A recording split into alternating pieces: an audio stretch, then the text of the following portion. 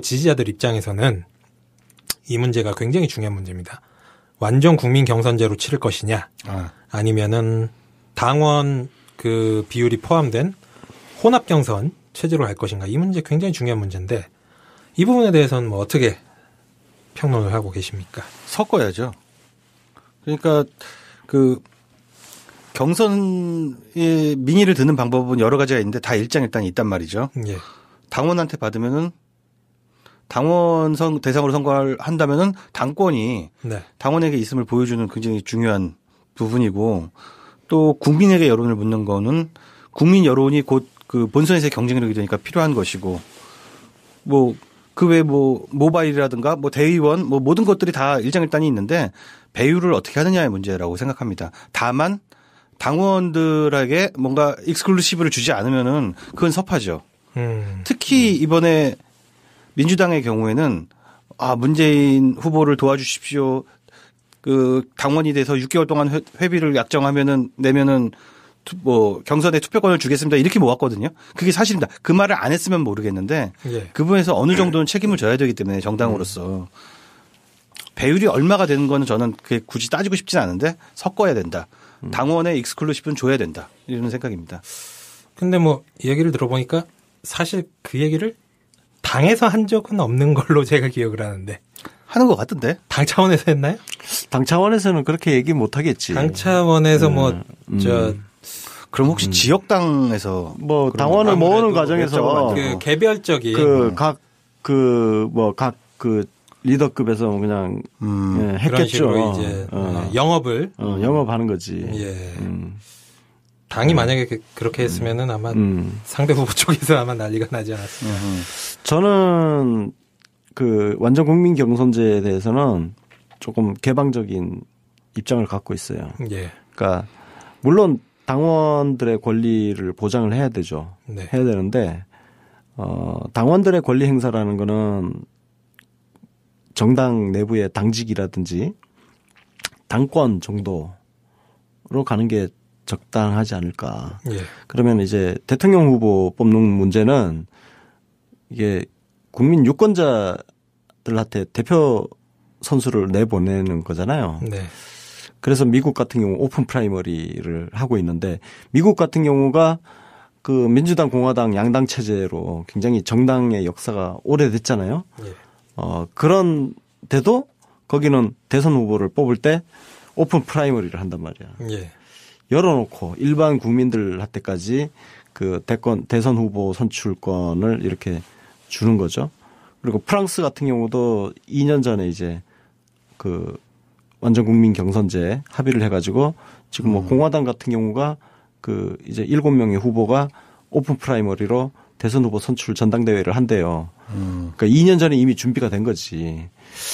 근데 그 측면에서 우리 당원들, 특히 권리당원들 조금 서운할 수도 있겠지만, 우리 당의 국민들한테 내놓는 상품을 우리가 뽑는 거니까 국민들이 참여할 수 있는 여지를 주는 거, 저는 여기에 대해서 우리가 너무 당원들이 폐쇄적으로 생각할 필요는 없다. 예. 예, 좀 그런 생각을 갖고 있어요. 좀 다른 생각이었는데 또 예. 프랑스에서 그렇다니까.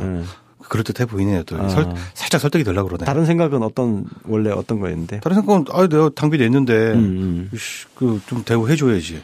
뭐 이런 생각을 갖고 있었죠. 예. 그건 사실 맞아요. 예. 또 프랑스가 또 그렇다면 또 그럴 이유가 있지 않겠습니까? 예. 그렇게 많이 알고 싶지는 않은데. 예. 뭐 사모님이 프랑스 분이신가요? 갑자기 그 민주주의 잘하잖아. 사대주의, 민주주의. 예, 프랑스가 뭐 종주국이긴 하죠. 그러니까 미국도 그렇고 프랑스도 그렇고. 예. 반장님 어때요? 저는 솔직히 윤가피님 말씀도 맞는 것 같고 권소영님 말씀도 맞는 것 같은데 이게 이래서 정치가 어려운 것 같아요. 원칙적으로는 제가 볼 때 윤가피님 말씀이 100% 맞는 거라고 생각을 합니다. 그렇지. 그리고 실제로 여태까지 정당에서 대선 후보 경선을 했을 때 가장 어떤 역동적이고 드라마틱한 경선이 어떤 걸로 치러졌나 생각을 해보면 그 2002년 노무현 후보 국민 경선 같은 경우 그게 이제 완전 국민 경선제가 아니었거든요. 그래요? 50대 50.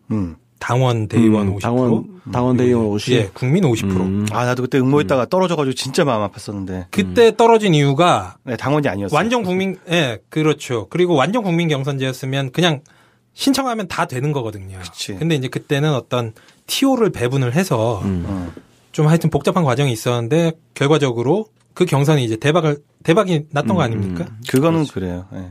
그리고 이제 2007년 한나라당 경선 같은 경우에도 굉장히 재밌었는데 그때 뭐 혹시 기억나세요? 어떤 식으로 치러졌는지?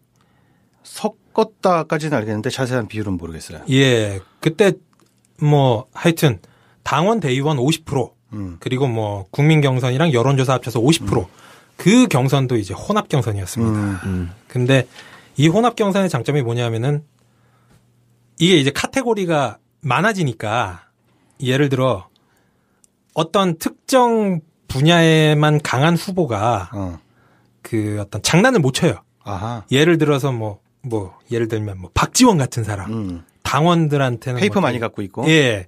아니면은 뭐 예전에 뭐 정동원 같은 사람은 그 국민 경선 박스떼기 인명부를 많이 갖고 있고. 예.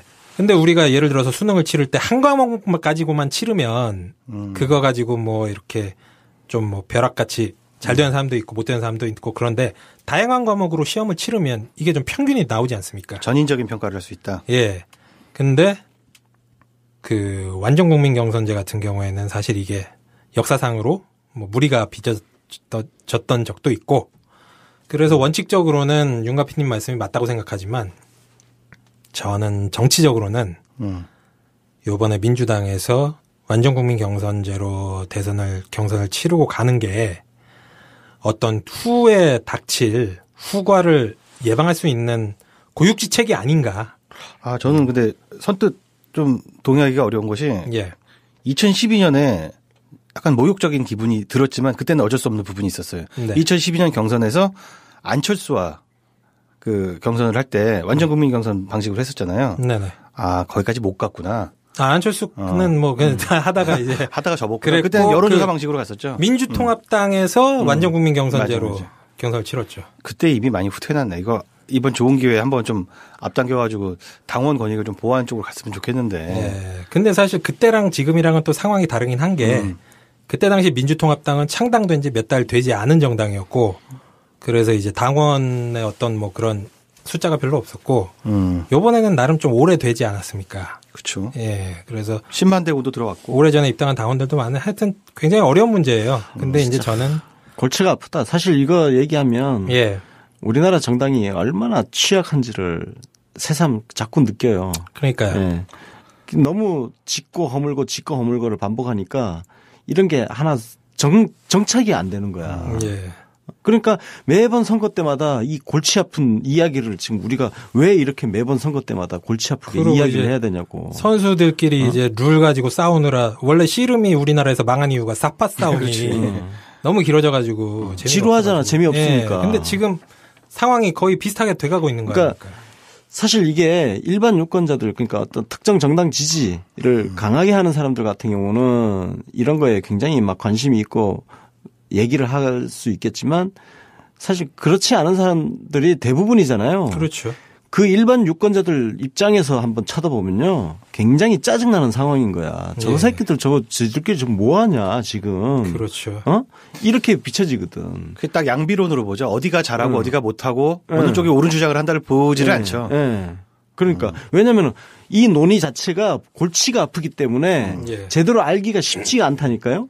그럼 일반 유권자 같은 경우는 그냥 저것들이 다 한통속인 거야. 다 똑같은 놈들. 그러니까 정치 환멸을 불러일으키는 행태예요. 그러니까 이 부분은 우리가 어떻게 진짜 좀 제발 좀 질서 있게 하는 그런 측면에서 완전 국민 경선제 지금 제가 말씀은 드렸습니다마는 사실 제가 좀 이거는 좀 우리가 상황이 이러니까 열어놓자는 의미인 거고 일단은 당이 좀 바로 서고 질서 잡히고 하는 그런 정당이 되려면 깔끔하게 우리 윤카피 선생 지금 방금 전에 얘기한 그냥 당원 대의원 절반 나머지 국민 절반 이 정도에서 절충해서 가는 것도 이게 굉장히 현실적일 것 같아요. 문제는 또 하나 있잖아요. 여기서 여기 넘어가면 투표 방식 놓고 또 모바일 넣을 거냐 말 거냐. 아 생각만 해도 진짜 짜증 난다 벌써부터. 뭐 지금 그 야권 통합 경선과 완전 국민 경선제 논란은 사실 저희끼리도 뭐 의견이 조금 갈리는 부분이 있긴 한데 그 디테일로 들어가 보면 모바일 투표 부분은 상당히 중요한 부분이고 저희들은 뭐 거기에 대해서는 뭐 이견이 없지 않습니까? 근데 대부분 아마 하지 말자고 할 걸? 뭐 어떤 일단 사람? 김부겸, 박원순 이런 사람들 모바일 투표 하지 말죠. 그 모바일 투표가 본인들한테 불리하다고 생각하나요? 그러니까 불리하다고 생각하는 거죠.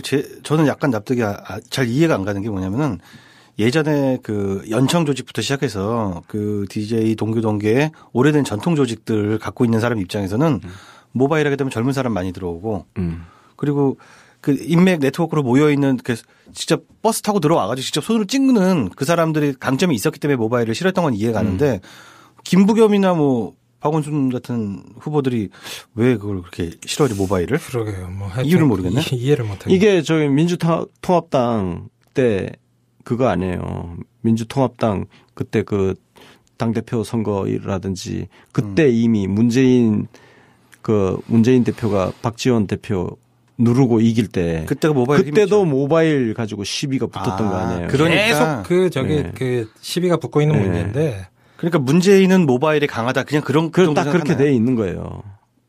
자기들이 뭐 전통 조직이 강한 것도 딱히 아니고. 저는 솔직히 이 부분은 뭐 이렇게 뭐 논의할 필요가 없다고 보는 게 기술이 발전하고 그 어떤 그 참정권을 확대를 하고 편리하게 하는 게 대세인데 뭐 예를 들어서 모바일 경선을 했는데 거기에서 엄청난 뭐 조작 사태나 부정 사태가 발생한 것도 아닌데 그 새로운 시대의 새로운 툴 그리고 많은 사람들이 쉽게 참여할 수 있는 툴을 거부를 하는 건 저는 그건 기득권 세력이라고 생각을 합니다. 맞습니다. 예. 모바일이 근데 뭐 바로 어제 나온 기술이라서 너무 새로워서 안 되겠다. 리스크 검증이 안 된다. 이러면 모르겠는데 이게 아니잖아요. 모바일은 뭐 새롭다기보다는 그냥 모두가 쓰는 툴이기 때문에 그거죠. 2007년 경선 때부터 그 도입된 거고 뭐 그 기술적으로도 문제가 없어요. 이론의 여지가 없습니다. 그래서 사실은 이게 그 당 지도부에서 저는 제 개인 사견이에요.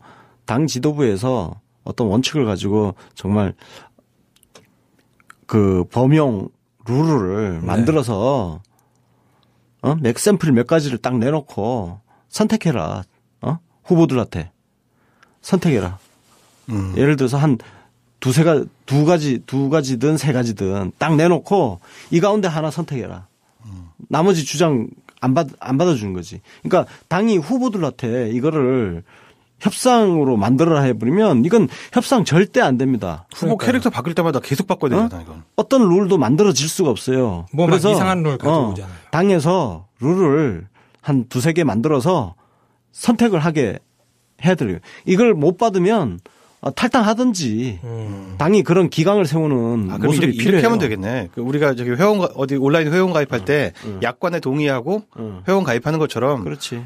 입후보 하려면은 약관의 룰에 서명하고 그냥 들어가는 그런 방식이 제일 좋겠다. 예.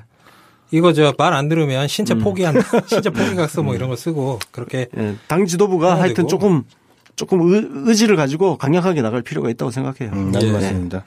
뭐 슬슬 논의를 정리를 해야 되는데 아까 전에 그 완전국민 경선제 할 때 한 가지 이제 저희가 빠뜨린 부분이 있는데 뭐 그거를 이제 수용을 하는데도 그 전제 조건은 필요합니다. 예를 들어 2007년 대통합 민주신당 완전국민 경선제 같은 경우에는 대리 등록, 대리 접수를 선거인단 대리를 등록을 허용을 하다 보니까 그때 당시 투표율이 20% 미만. 네. 그냥 아무나 갔다가 그냥 대리로 접수를 시킨 거예요. 그러다 보니까 저기 이 명의도용 사태도 일어났잖아요. 그렇죠. 노무현 대통령 명의가 그렇기 때문에 완전국민 경선제를 받더라도 그 2012년 방식으로 그 대리 접수가 불가능하고 본인 확인 이 절차가 가능하게끔 그래서 2012년 완전국민 경선제 같은 경우에는 투표율이 높았죠. 한 55% 정도. 그래서 그 부분도 사실 중요한 디테일이라고 생각을 하고요. 그게 대리 접수를 안 받으면 또 어떤 일이 생기냐면 저는 우리 당이라기보다는 이제 더불어민주당을 믿는데 그 통진당 같은 경우는 또 노트북 대기라는 게 또 수법이 있었어요. 예. 대리 등록을 안 받으니까 노트북을 들고 다니면서 여기다가 버튼만 눌러줘. 이런 식으로 모으는 거예요. 사실상 대리 등록인 거죠. 별의별 방법이 다 있어요. 그러니까 이런 거 정말 원천 차단할 수 있는 그런 또 새로운 방식이 좀 필요하긴 그러니까 합니다. 이제 뭐 예를 들어서 그런 반칙을 하다 걸리면 예. 바로 그냥 뭐 후보 자격 박탈을 한다던가 탈당을 시켜버리든가. 예, 뭐 하여튼 강력한 당의 룰을 정하는 과정 그리고 이제 룰을 정한 다음에 그거를 집행을 하고 감시를 하는 과정에서 당의 강력한 어떤 권위와 지도력이 필요한 시점이 아닌가 생각이 듭니다. 그렇습니다. 당 지도부에 저는 강력한 의지가 필요한 상황이라고 봐요. 분명히 말씀드리면은 당 지도부는 이거를 합의를 해가지고 적정선을 찾는 게 아니라 심판이에요. 룰을 가지고선 공정하게 적용하는 사람이지 여기저기 말 듣고서 여기 3명이 제안하니까 이쪽 룰을 따르겠다. 이쪽 약간 기울게 해야지. 이런 식으로 하다 보면 점점 추해지는 거죠. 자, 그럼 뭐 요 문제는 뭐 혹시 뭐 더 하실 말씀 있으신 분 계십니까? 없으시면 저는 추미애 당대표하고 우상호 원내대표가 이 문제를 정말 강력하게 해결해 나가기를 바랍니다. 지도력을 보여주세요. 저도 룰은 사실 뭐 이런저런 논의했지만 이래도 좋고 저래도 좋으니까 10년, 20년, 30년 갈 수 있는 룰 좀 만들어 주십시오.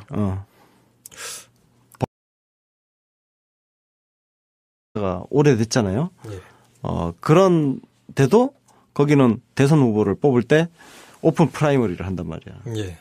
열어놓고 일반 국민들한테까지 그 대선 후보 선출권을 이렇게 주는 거죠. 그리고 프랑스 같은 경우도 2년 전에 이제 그 완전 국민 경선제 합의를 해가지고 지금 뭐 공화당 같은 경우가 그 이제 7명의 후보가 오픈 프라이머리로 대선 후보 선출 전당대회를 한대요. 그러니까 2년 전에 이미 준비가 된 거지.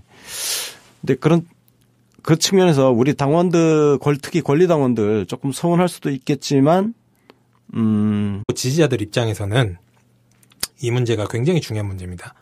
완전 국민 경선제로 치를 것이냐, 아니면은 당원 그 비율이 포함된 혼합 경선 체제로 할 것인가, 이 문제 굉장히 중요한 문제인데 이 부분에 대해서는 뭐 어떻게 평론을 하고 계십니까? 섞어야죠.